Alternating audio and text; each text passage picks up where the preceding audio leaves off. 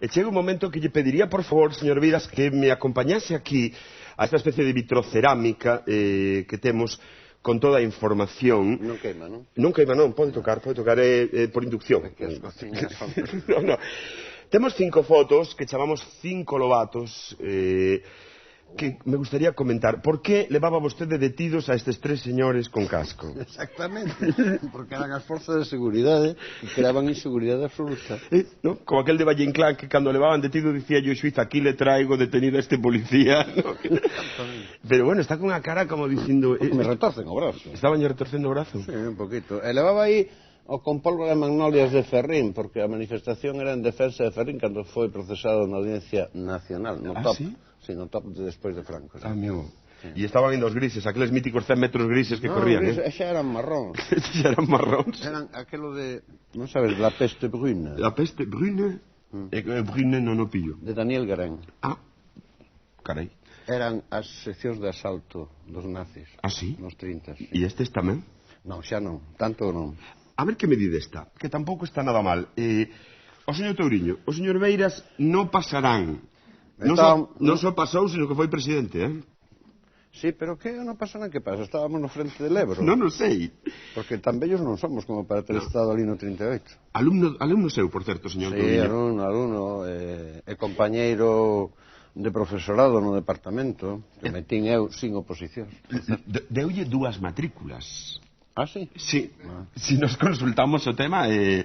Seguramente non, é que sabía moito, Merecerías. Sí. A ver que lle parece esta.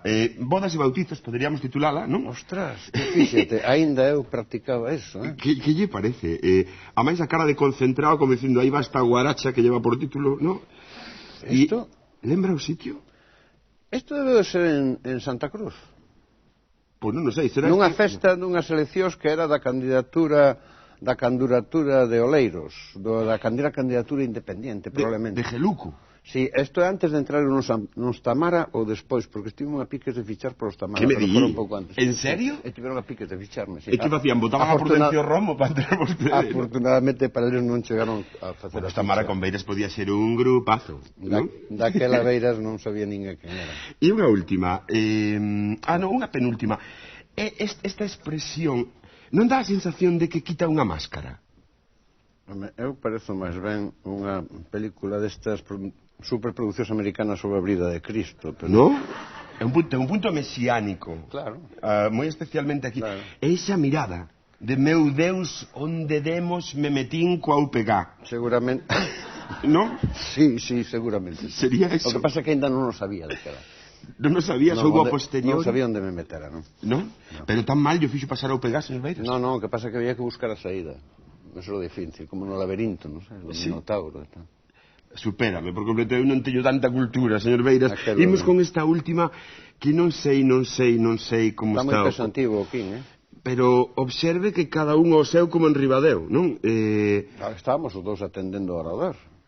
E quen dicindo, eu como lle explico a este home que non vai ir de primeiro na lista por Coruña, non?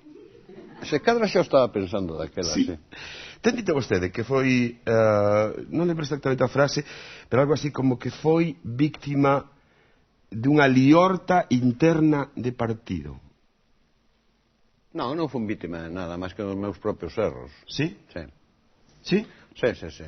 Eu asumo os meus erros. É que se un só asume aquilo que fixo ben, pois está perdido. Non fui víctima dos meus erros no sentido de que cando un pensaba que había que facer unha cousa para que non escachase o BNG, e logo resulta que o esquema montado de tándem e de alianzas pois rompe, pois non só non evitou que escachase de alguma maneira o BNG, polo menos que se lañase por dentro, ainda que se cadra por fora non se vise moito, senón que aí unha por riba, pois un foi o pagano, non? Pero estou moi satisfeito porque agora teño 2 días antes, moito máis feliz agora. Preguntaba yo. Claro, pois agora xa te contesto. Séntese tan amable. Continuamos porque este é un asunto no que me quería deter, señor Beiras, e é como contempla desde a súa posición o actual bipartito. Si é que o contempla de alguna forma, si ve que esa maridaxe dificultosa avanza ou non. Teño unha visión un pouco sesgada porque eu a contemplo dentro do extremo esquerdo do público, non? Bueno, vamos a ver, podo decir algo en serio? Vaya, claro.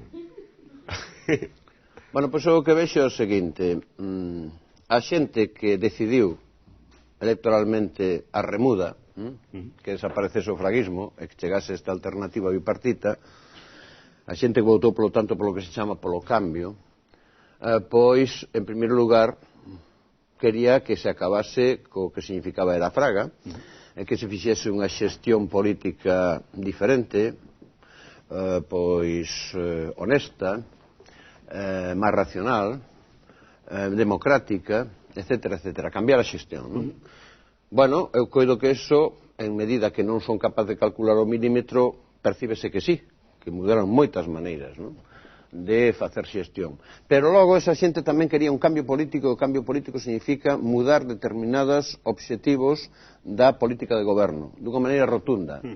Non cambiarlo todo, pero sí determinadas unhas cuantas cuestións que son fundamentais, ao mellor no ensino, na sanidade, na maneira de lograr máis capacidade de decisión libre política, ou na normalización do idioma, en que o idioma, por exemplo, que os meus netos podan ser escolarizados en galego, en vez de ser simplemente escolarizados medio en galego, medio en español, con un conflicto aí de linguas moi claro, que non podan, polo tanto, ter un currículum de formación normal en galego, cousas desas, non?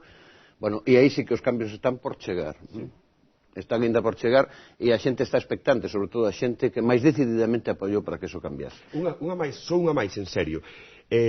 Alguén me dixo, pregúntalle se non considera el que o señor Fraga decidiu adiantar as eleccións despois dunha entrevista de María Antonia Iglesias no País Semanal, no que vostede falaba xa de algún conflicto interno no BNG, e aí o señor Fraga di é o momento de adiantar esas eleccións que máis tarde perdeu.